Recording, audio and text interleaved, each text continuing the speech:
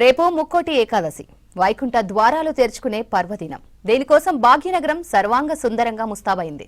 గోవింద నామస్మరణతో నగరం ఆధ్యాత్మిక శోభను సంతరించుకుంది. అటు బిర్లా మందిర్ నుంచి ఇటు చిల్కూర్ వరకు అన్ని వైష్ణవాలయాల్లో ఏర్పాట్లు అంగరంగ వైభవంగా పూర్తయ్యాయి.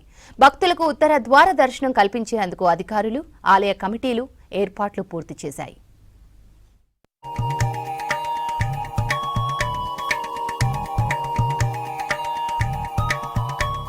వైకుంఠ ఏకాదశి రోజున ముక్కోటి దేవతలు శ్రీ మహావిష్ణువును దర్శించుకుంటారని, అదే సమయంలో స్వామివారిని ఉత్తర ద్వారం గుండా దర్శిస్తే మోక్షం లభిస్తుందని భక్తులకు నమ్మకం.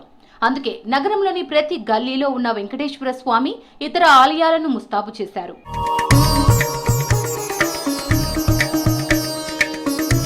రేపు వైకుంఠ ఏకాదశి కావడంతో హైదరాబాద్లోని ప్రధాన ఆలయాలన్నీ విద్యుత్ కాంతులతో వెలిగిపోతున్నాయి. ముఖ్యంగా జూబ్లీహిల్స్, హిమాయత్ నగర్లోని టీటీడీ వెంకటేశ్వర స్వామి ఆలయాలు, బిర్లా మందిర్, బంజారాహిల్స్లోని హరే రామ హరే కృష్ణ గోల్డెన్ టెంపుల్ వద్ద భక్తులు రేపు అధిక సంఖ్యలో రానున్నారు. దీంతో భారీ ఏర్పాట్లు చేశారు ఆలయ నిర్వాహకులు. తెల్లవారుజామున 3 గంటల నుంచే భక్తులకు ఉత్తర ద్వార దర్శనం కల్పించేందుకు ఆలయ అధికారులు క్యూలైన్లను సిద్ధం చేశారు.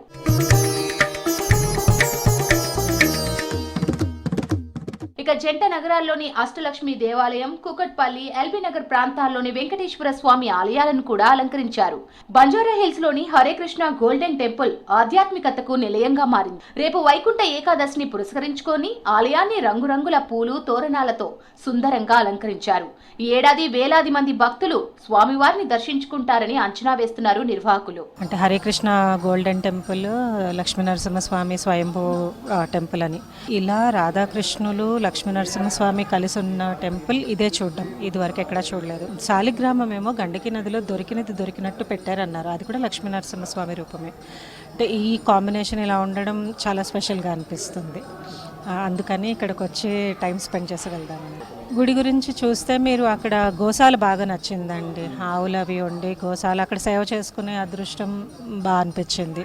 ఇంకోటి మీరు ఎక్కడ చూసినా కానీ సాధారణంగా మన ఆంధ్ర సైడ్ కానీ ఇక్కడ కానీ గుళ్ళు చూస్తే జనాల రద్దీతో మెయింటెనెన్స్ కష్టం. ఇక్కడ అది చాలా శుభ్రంగా అనిపిస్తుంది, మనసు ప్రశాంతంగా అనిపిస్తుంది. అది చాలా బాగుంటుంది.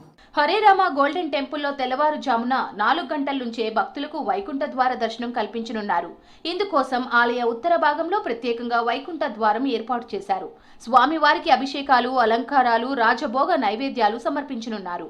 భక్తుల సౌకర్యార్థం ఆలయ పరిసరాల్లో బారికేడ్లు ఏర్పాటు చేశారు. వృద్ధులు, వికలాంగుల కోసం ప్రత్యేక ఏర్పాట్లు చేశారు. కంప్లీట్గా నా స్ట్రెస్ కంప్లీట్గా గాడ్ మీద పెట్టేసిన అన్న ఫీలింగ్ వచ్చింది.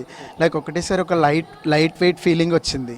అట్లా ఆ గాడ్ ఇక్కడ ఉన్న ఎన్విరాన్మెంట్ కానీ లైక్ వెరీ పీస్ఫుల్ అండ్ మన ఎంకరేజ్మెంట్ ఇది బాగుంది. లైక్ అంటే టెంపుల్ ఇంప్రూవ్మెంట్ కానీ లైక్ ఇక్కడ మెయింటెనెన్స్ లైక్ పీస్ఫుల్, చాలా పీస్ఫుల్గా ఉంది.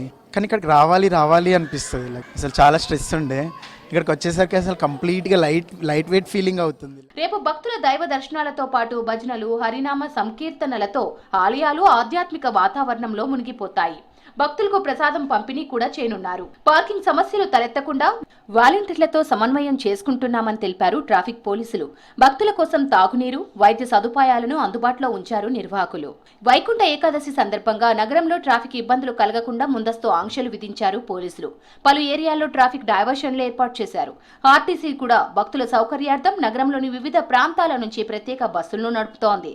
అవాంఛనీయ సంఘటనలు జరగకుండా సీసీ కెమెరాల ద్వారా నిరంతరం నిఘా ఏర్పాటు చేస్తున్నామని తెలిపారు పోలీసులు.